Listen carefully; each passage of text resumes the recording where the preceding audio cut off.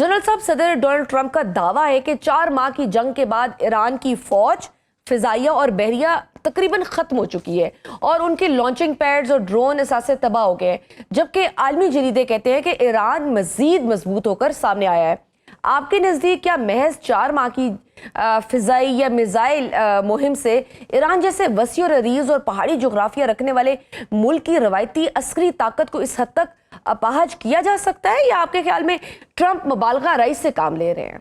जी, मैं आपका जो लास्ट वाला सेंटेंस है मैं उसके साथ एग्री करूंगा। जाहिर है जब भी जंग होती है तो दोनों फ्रीकैन जो हैं जंग के एंड पे अपने आप को विक्टर जाहिर करना चाहते हैं। हर एक ये कहता है कि वो फातेह है और दूसरा जो है मफ्तू है। सेकेंडली जो प्रेसिडेंट ट्रम्प कहते हैं, जहाँ तक ईरान का ताल्लुक है उन्हें नुकसान बहुत ज़्यादा पहुंचा, उनकी एयरफोर्स को, मिलिट्री को नुकसान तो काफ़ी ज़्यादा पहुंचा। लेकिन जहाँ तक उनकी मिलिट्री कैपेबिलिटी का ताल्लुक है, मेरे ख्याल में वो ज़रा डिफरेंट तरीके से हमें डिस्कस करना चाहिए। वो इस तरीके से कि उन्होंने जो भी किया, जैसे उनका मिसाइल प्रोग्राम है, ड्रोन्स प्रोग्राम है, बाकी चीज़ें जो हैं वो उन्होंने ज़ेर ज़मीन पूरे पूरे शहर, पूरी पूरी फैक्ट्रियाँ और सारा कुछ आबाद किया हुआ है। टनल्स के अंदर उनकी सारी चीज़ें हैं। और कुछ दिन पहले, मेरे ख्याल को 2 हफ्ते पहले की शायद बात है, कि प्रेसिडेंट ट्रंप ने खुद ही एक स्टेटमेंट में कहा था कि ईरान की जो मिलिट्री कैपेबिलिटी है वो अभी तक रहती है, ऑल्दो उन्होंने 21% या 20%, if I am not wrong, ये अल्फाज उन्होंने यूज़ किए। लेकिन अगर वो खुद कह रहे हैं 20% 22% अगर उनकी कैपेबिलिटी रहती है, तो मेरे ख्याल में इट इज़ मच मोर। जहाँ तक ईरान का ताल्लुक है उन्होंने हर चीज़ को बहुत ज़्यादा खुफिया रखा हुआ है, और अगर उनके अंदर ये कैपेबिलिटी ना होती तो वो अभी तक इतना स्ट्रांगली जो है रेजिस्ट ना कर रहे होते।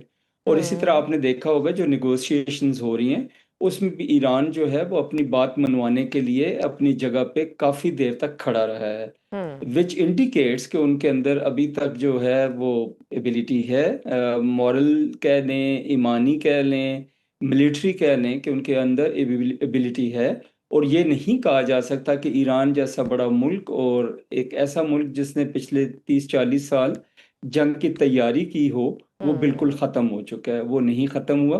वो बराबरी की सतह पे बैठ के अब भी उनके साथ ज्यूरिच में, स्विट्ज़रलैंड में, या लेक लुसेरीन जो है वहाँ पे बैठ के उनके साथ मुज़ाकरात कर रहे हैं। सर, अगर ईरान की लॉन्चिंग पैड्स और मिसाइल बनाने की सलाहियत ट्रंप के दावे के मुताबिक तकरीबन खत्म हो चुकी है, तो फिर तेहरान के पास वो कौन सा अस्करी लेवरेज बाकी बचा है जिसकी वजह से अमेरिका को बर्गन स्टॉक में मेज पर बैठना पड़ा और तेल पर से पाबंदियां हटानी पड़ी? जी, जहाँ तक लेवरेज का ताल्लुक है, ईरान के लेवरेजेस जो हैं ये बहुत सारी चीज़ों में रिज़ाइड करती हैं, एक नहीं है कई हैं। सबसे पहली बात तो ये है कि एज अ कौम और रेजिलिएंट नेशन है, ये सोचा गया था कि शायद जब उनकी लीडरशिप जो है उनको शहीद कर दिया जाता है तो ईरान कोलैप्स हो जाएगा, नंबर 1। नंबर 2, कुछ लोग जो थे उनकी ये असेसमेंट थी कि शायद 5-6 दिनों में, हफ्ते में ईरान के अंदर एक रिजीम जो है वो चेंज हो जाएगी, और चेंज नॉर्मल नहीं होगी बल्कि वहाँ पे शायद लोग उठ खड़े होंगे और इनकलाब आएगा। वेर एज बात ये पता चली कि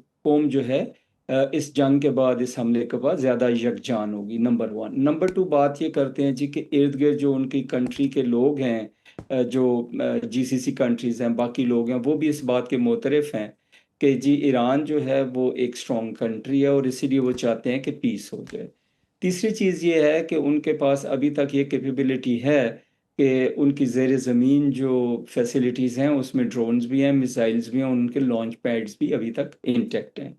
नेक्स्ट जो पॉइंट है वो है आबना हुर्मज़ के लिए। आबना हुर्मज़ जो है इस इलाके में एक बहुत बड़ी स्ट्रेंथ के तौर पे कह लें, या एक centre of gravity of this war के तौर पे उभरा है। और मेरे ख्याल में अभी भी ईरान की वो कैपेबिलिटी है कि अगर वो किसी वक्त चाहें तो आबना हुर्मज़ को बंद कर सकते हैं।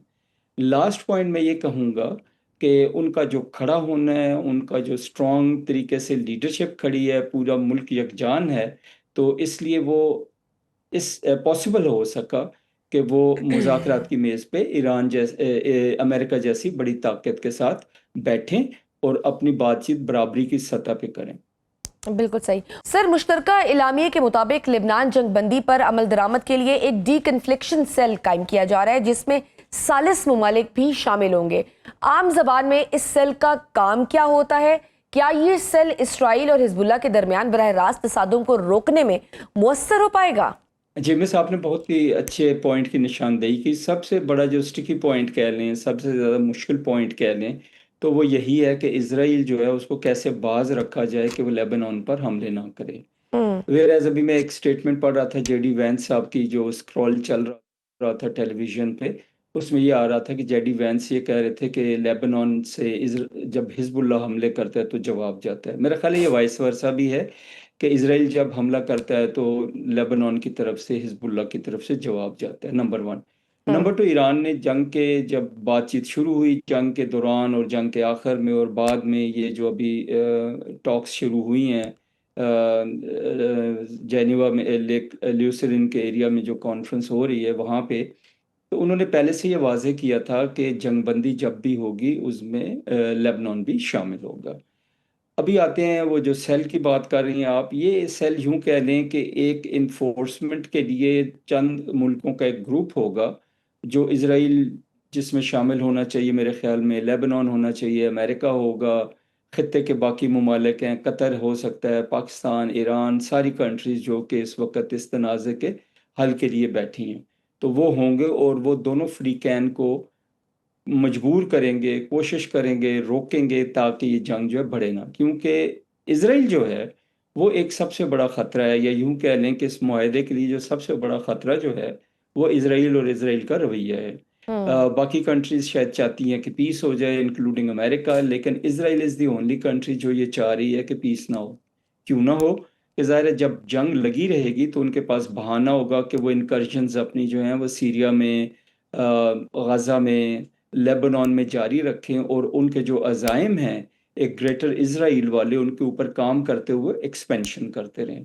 तो मेरे हम्म। ख्याल में अगर ये सेल कायम होता है और इसके पीछे जो है अमेरिका की फुल सपोर्ट होती है, और लेटर ऑन अगर यूनाइटेड नेशन से ये जो पीस एग्रीमेंट है इस थ्रू अ वोट अगर ये पास हो जाता है, तो ये एक स्ट्रॉन्ग बॉडी होगी जो इसराइल और लेबनान और हिजबुल्लाह एंड इसराइल के दरमियान पीस कायम करने में मदद देगी। सही। और सर, एटमी प्रोग्राम और पाबंदियों से मुतालिक जो टेक्निकल वर्किंग ग्रुप्स काम कर रहे हैं, उनके सामने सबसे बड़ा अस्करी चैलेंज ईरान की जोहरी हथियार बनाने की फौरी सलाहियत की तस्दीक करना है। अमेरिका तेहरान के अंडरग्राउंड जोहरी मराकज़ की निगरानी के लिए किस किस्म के सख्त अस्करी मुआयने का मुतालबा कर सकता है? सबसे पहली बात तो ये है जी कि जहाँ तक ईरान का ताल्लुक है, उन्होंने JCPOA साइन किया था, और JCPOA के तहत जो atomic international atomic energy agencies है उसके जो इंस्पेक्टर्स हैं उनको एक्सेस हासिल थी ईरान की इंस्पेक्शंस की। हम्म। वो जो मुआहदा है वो खुद ही प्रेसिडेंट ट्रंप ने एब्रोगेट कर दिया, और उसके बाद जो है इश्यूज शुरू हुए। जहाँ तक वेपन बनाने की कैपेबिलिटी का ताल्लुक है, उसमें दो चीज़ें मैं कहना चाहूँगा। एक तो ये है कि ईरान के जो रूहानी पेशवा हैं खamenei साहब, उन्होंने एक फतवा दिया था, और वो फतवा ये था कि ये जो न्यूक्लियर वेपन्स हैं ये इस्लाम में हराम हैं और हम नहीं बनाएंगे। हम्म। तो अभी तक तो इसराइल में वो फतवा जो है रिवोक नहीं किया गया, और उस लिहाज से सॉरी, ईरान में वो फतवा रिवोक नहीं किया गया। तो इस लिहाज से लगता तो यही है कि ईरान के अभी तक अज़ाइम ये नहीं है कि वो हम्म। हथियार बनाए। हाउएवर, दूसरी बात जो मैं कहना चाह रहा था कैपेबिलिटी की, कैपेबिलिटी में एक तो इनरिच्ड यूरेनियम है जिसके बारे में हम बहुत ज़्यादा सुन रहे हैं कि है नहीं है, दबा हुआ है, कैसे हम्म। निकलेगा, कैसे नहीं निकलेगा, उसके ऊपर क्लैरिटी की ज़रूरत है। हाउएवर, जब एनरिच्ड यूरेनियम किसी कंट्री के पास होता है तो that is not the only thing जो चाहिए होती है। उसके बाद उस यूरेनियम को यूज़ कैसे करना है वो एक अलग टेक्नोलॉजी है, फिर उसको टेस्ट करना है, फिर उसको इस काबिल बनाना है कि जी वो कोई डिलीवरी सिस्टम जो हैं वो लेके जाके दूसरी जगह पे उसको लॉन्च कर सकें। अर्टिलरी से करना है, एयर से करना है, कैसे करना है, तो ये एक ज़रा लंबा सफ़र होता है। अभी आते हैं कि क्या वो कैपेबिलिटी उनकी है कि नहीं है, ये अभी तक कहा नहीं जा सकता। अगर कुछ लोग कहते हैं जी कि उनके पास शायद ऑलरेडी है, अगर ऑलरेडी बॉम्ब होता तो वो क्यों अपनी तबाही इतनी करवाते। हम्म। उनकी जो मॉनिटरिंग है वो कैसे होगी, जो आपका सवाल था, उसके लिए बहुत सारे तरीके हैं।